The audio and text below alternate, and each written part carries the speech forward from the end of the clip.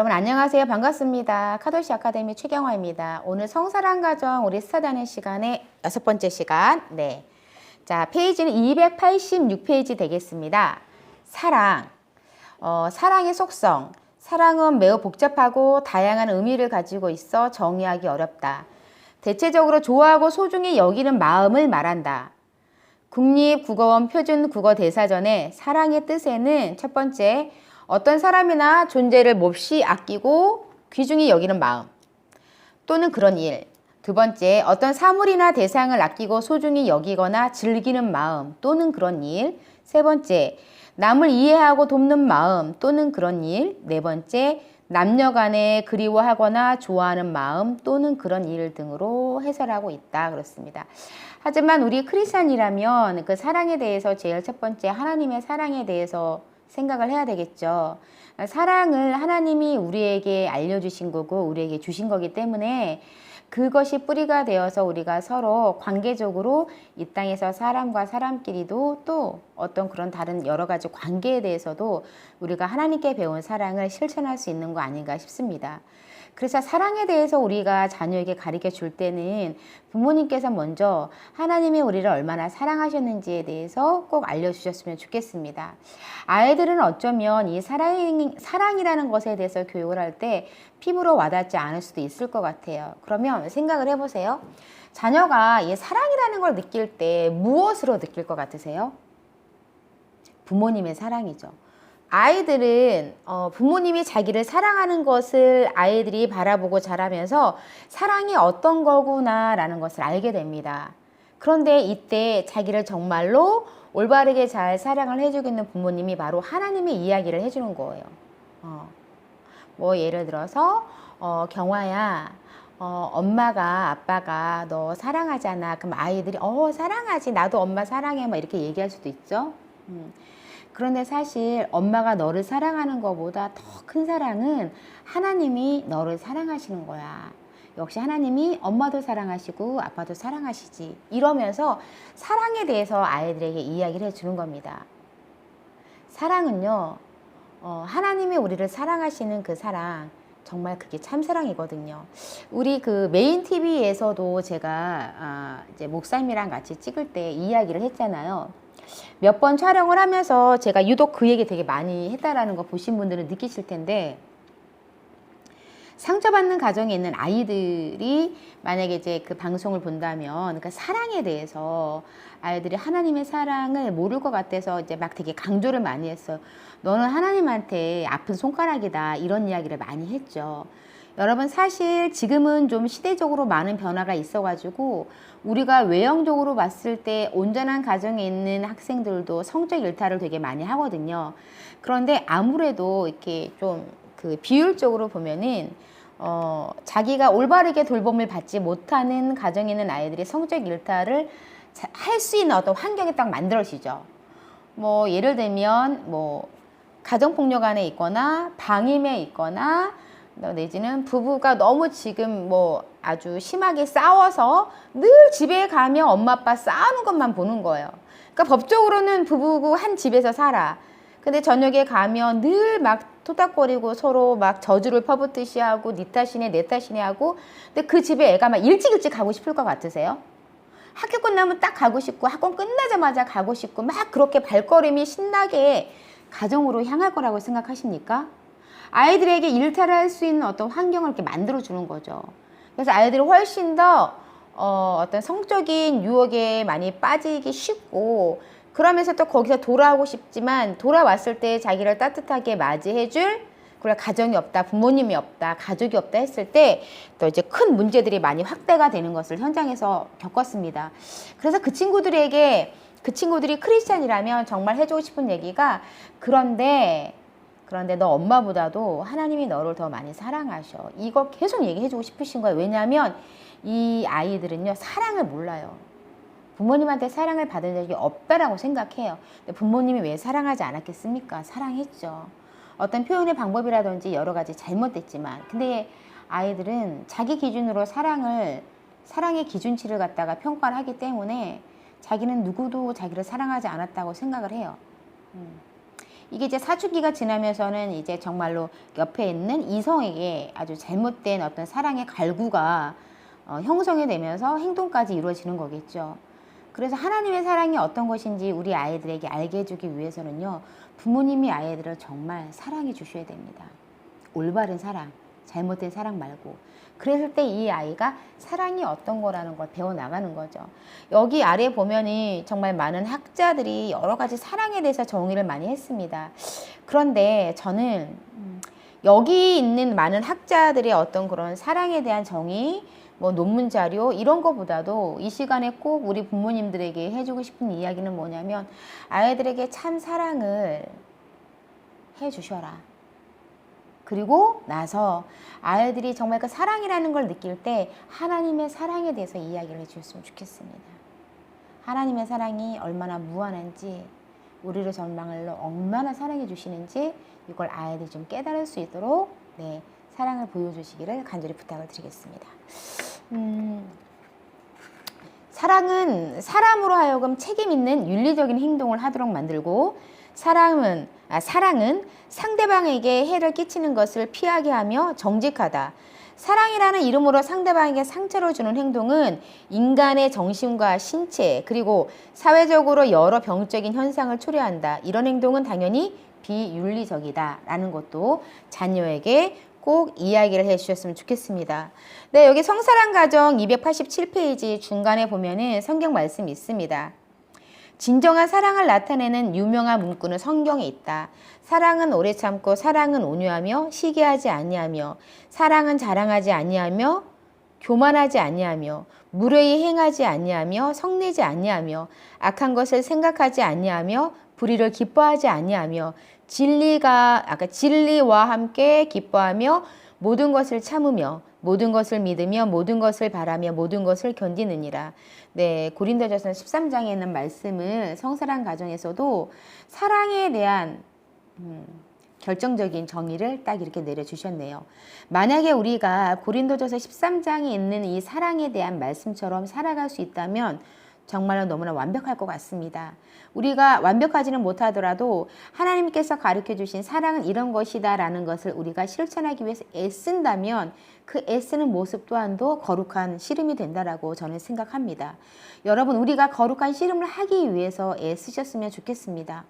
지금 현재 저희 이재용 목사님이나 제가 계속 지금 현재 칼럼에서 올리고 있지만, 최근 들어서 청소년 성범죄가 아주 많이 좀 기사화되고 있지 않습니까? 그런데 악한 것을 생각하지 아니하며 진리와 함께 기뻐하고 불의를 기뻐하지 않는다라는 이 말씀을 지킨다면 청소년 성범죄가 일어나겠습니까? 청소년이 15살 된 아이가 구속이 되고 그런 일이 일어나겠습니까? 그 아이들은 진정한 사랑을 아마 받아보지 못했을 거라고 제가 생각을 합니다. 그래서 사랑을 배울 수가 없었겠죠. 그리고 이 사람이라는 존재, 우리 이 한 사람 한 사람이라는 존재에 대한 아이들의 그 세계관이 어떻게 돼 있을 거라고 생각합니까? 성경적인 세계관이 구축이 됐다라면 그런 성범죄를 저지르지 않았겠죠. 그래서 너무나 무서운 겁니다. 어떤 경우에는 이런 그 가해자 친구라고 우리가 말을 하죠. 성범죄 가해자 친구들을 만나서 뭐 특별교육, 특별상담 이런 게 있습니다. 그런데 그게 사실 의무적이에요. 생각보다 많이 의무적입니다. 그리고 이제 1대1로 하는 경우보다는 대체적으로 이제 비슷한 범죄, 잘못을 저지른 친구들이 묶어서 이제 그룹으로 행하는 경우도 많이 있습니다. 법원 명령은 그렇게 많이 하시더라고요. 어떤 의미가 있을까 생각합니다. 이제 시간 이수는 좀 찍어야 되는 거니까 그냥 앉아서 애들 뭐 딴짓하는 경우도 많이 있고요. 그렇습니다. 뭐 그런 교육을 하시는 단체나 뭐 그런 선생님들은 제 말을 들으면 굉장히 기분 나쁘겠지만 반박은 못 하실걸요. 제가 실체를 알고 있으니까. 그러니까 열심히 나쁜 짓 해가지고 그렇게 뭐 이수명령 떨어져가지고 뭐 20시간 뭐 교육 받아야 된다. 그럼 지정된 데서 앉아가지고 뭐 열심히 딴짓하다가 그냥 시간 떼고 오는 경우가 대다수라는 거죠. 그거를 참 교육이라고 할 수가 없습니다. 그렇게 해서 아이들이 변화되기가 너무 어려운 겁니다. 그래서 우리의 변화됨이라는 것은 정말로 하나님의 말씀으로 변화되는 것 외에는 없다라는 것이 성범죄 현장에서도 네, 많이 느끼고 있습니다. 자, 이제 288페이지 가셔서요. 하단에, 왜냐면 그 전까지는 계속 이제 학자들이 사랑에 대해서 정의한 거라서, 네, 그닥 중요하지 않아서 제가, 네, 스킵하고요. 288페이지 하단에 성교육 가이드를 보면은, 현재 성교육은 성적 자기 결정권을 인정하고, 책임을 강조하고, 그리고 각자 알아서 하라고 하면 그만인 것으로 보인다. 이 생각에는 저도 100% 찬성입니다. 이렇게 하고 있습니다. 그래서 문제가 된 겁니다. 그러나 우리의 주장은 올바른 성의 기준으로 사랑을 제시하고 사랑 없는 성은 금해야 한다는 것이다. 비록 결혼의 틀 안에서 이루어지는 성이라고 할지라도 사랑이 없으면 올바르다고 할 수 없다. 그렇죠. 부부를 할지라도 사랑이 전제되지 않은 성은 매매춘이나 성폭력과 다를 바 없다라고 했습니다. 그래서 성행위를 사전 동의를 얻은 후 하라는 교육은 이제 최소한의 요구라고 볼 수 있다라는 건데, 현재 지금 우리 아이들이 배우는 교과서에서는 이제 동의와 허락이라는 말, 또 성적 자기 결정권이라는 말이 너무 남발하면서 사용되고 있는데요. 이 동의라는 걸 하기 위해서 그러면 과연 이 또래의 아이들이 이 동의의 의미를 정확히 알고 있느냐, 그 다음에 동의는 당연히 책임이 따르기 때문에 그럼 아이들이 책임을 질 수 있느냐까지 우리는 생각을 해야 되는 거고, 늘 제가 전에도 말씀드렸던 것처럼 지금 청소년 아이들이 사회적으로 어떤 책임을 질 수 있습니까? 자기가 책임을 질 수 없는데 책임이 없는 동의와 허락은 있을 수가 없습니다. 그런데 교과서에서는 아이들에게 책임을 강조하고 있습니다. 제가 이제 어떤 포럼에서 발제를 하면서 이 비유를 써서 말씀을 드렸는데요. 교과서 분석을 하다 보니까 그런 생각이 드는 거예요. 굉장히 거친 바다. 그 바다에 잠수복을 딱 입혀가지고 너 여기 뛰어내려라고 얘기하는 거죠. 지금까지 네가 교육을 할 때 책임지라고 배웠는데 너는 책임을 지지 않았잖아. 이 방법이 네가 책임지는 거다. 막 이렇게 이제. 그리고 그 아이에게 산소통도 주지 않고 바다에 뛰어내리게 하는 거예요. 말도 안 되는 거죠. 그러니까 잘못된 교육이 즉 이거와 같다라는 겁니다. 아이들에게 지금 정보는 정말로 홍수처럼 쏟아지고 있어요. 뭐 인터넷이라든지 잘못된 책이라든지 친구를 통해서라든지 공교 현장에서라도 정말로 지금 현재는 역사, 사상, 뭐 성에 대해서 너무나 많은 부분들이 아이들에게 홍수처럼 쏟아지고 있거든요. 애들에게 그냥 잠수복 하나 입혀놓고 안전해, 이거 입으면 괜찮을 거야. 그리고 애들 바다에 딱 빠뜨리는 거예요. 근데 애들은 산소통도 없어요. 어떻게 살 거예요? 살 수가 없어요. 정말로. 지금 아이들에게 무엇을 책임지라고 하고 있는지 모르겠습니다. 애들 책임질 수 없거든요. 그런데 교과서에서는 책임을 강조를 많이 해요. 책임져라. 책임져라. 생명은 소중해. 책임져. 너 지금 애 낳으면 어떻게 애 키울 수 없잖아. 그러니까 피임을 해야지. 그래서 책임 이퀄 피임 이런 식으로 교육하고 있는 거거든요. 잘못된 교육. 네. 그리고 지금 뭐 여기 책에 보면은 부부 안에서도 사실 사전 동의 없이 했을 때 뭐 매매춘이나 성폭력과 다를 바 없다. 그런데 이건 약간 특수 사항으로 저는 생각을 하고 있습니다. 모든 부부에게 해당하는 사항은 아니거든요. 그래서 그렇게 좀 생각해 주시면 좋겠고요. 이런 엄격한 보수주의적 주장은 현실과 동떨어진 무리한 주장인가? 그 현실이란 솔직히 현재 많은 사람들, 특히 청소년들까지도 사랑 없이 성행위를 하고 있다는 현실을 의미하는 것 같다. 이런 현실을 어찌할 수 없다면 프리섹스를 용인할 수밖에 없다. 우리가 이를 받아들이기는 곤란하다. 우리는 현실에도 불구하고 성교육에서 절제를 가르쳐야 한다고 생각한다. 맞습니다. 또한 그 현실이라는 것이 실제로는 우리나라의 경우 소수 젊은이들의 형태인데 이들에게 교육의 중심을 두는 것이 다수를 위해 옳지 않다고 본다.